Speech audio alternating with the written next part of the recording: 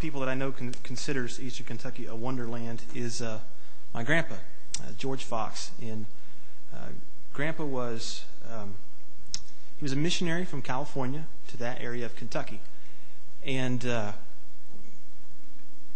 just such an example of spiritual health and physical health and mental health.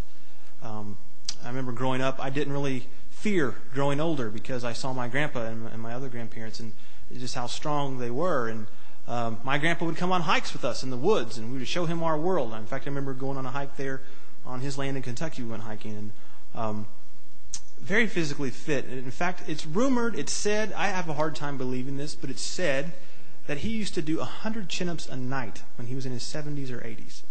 Now, I have a hard time believing that, but I've seen the chin-up bar in his closet out in California when he still lived there.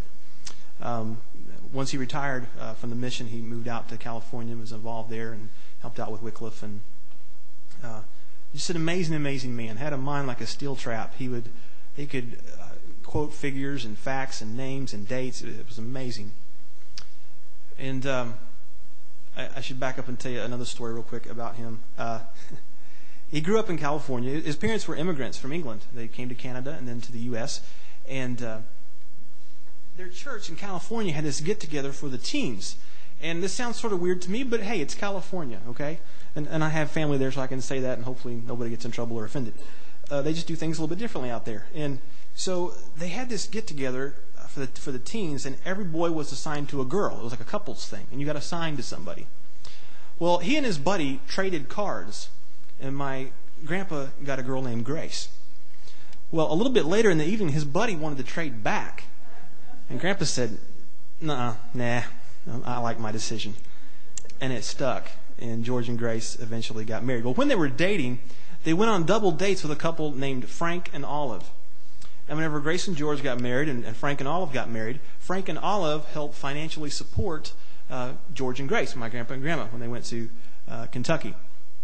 Well, my grandmother, Grace, died when I was about 9 months old. And she knew she was dying. And before she'd gotten sick and everything, or right around the same time, Frank had died, leaving Olive a widow. And Grace said to George, you know, when I'm gone, Olive would make you a good wife. And once she was gone to be with the Lord, that's exactly what happened. And at the wedding out in California, Olive said something like, it sure pays to give to missions. So, there you go. Yeah. So, for my grandpa, there are pictures of him. You know, this new Indiana Jones movie just came out. It's like in my DNA to like Indiana Jones. My grandpa used to dress like him before there was an Indiana Jones. He had a fedora, and he had the leather bomber. He used to work, before he went into full-time ministry, he worked at McDonnell Douglas Air Force Base. And my great-grandfather on my other side used to make bullwhips. So there you go. But, yeah, sidetrack. Sorry, side note. Come back. Okay, we're here. But my grandpa, just in the last couple of years, has developed Alzheimer's. And that's been very sad to watch. This man who had this amazing mind struggling. I remember talking with him, and he would say, well, I just can't think of the word, but give me a minute and it'll come back to me. And for the longest time, whenever other people couldn't understand him, I still could, or at least make it out, like from the emails and what he was saying. And people say I look a lot like him, which as a little kid sort of freaks you out. Like, why do I look like my grandfather? But I caught my reflection in the mirror one time. I thought, what's Grandpa doing here? Oh, okay, now I get it. We have the same jaw. Anyway, so I'm looking at this and watching him struggle with Alzheimer's, and it's amazing to me the things that stick, even through all of this. They didn't have it diagnosed yet, but they knew something was wrong, and he was in the hospital. My mom was with him, and he gave this sigh, and he said, how are we going to tell all these people about Jesus? Another time I was with him, and he's in a wheelchair now. He still has very strong arms. 100 chin-ups a night, you know. And he's putting around in his wheelchair, and he goes over to the table, and he gets his Bible out, and he turns to the last 2 verses of Revelation, the very end of the Bible.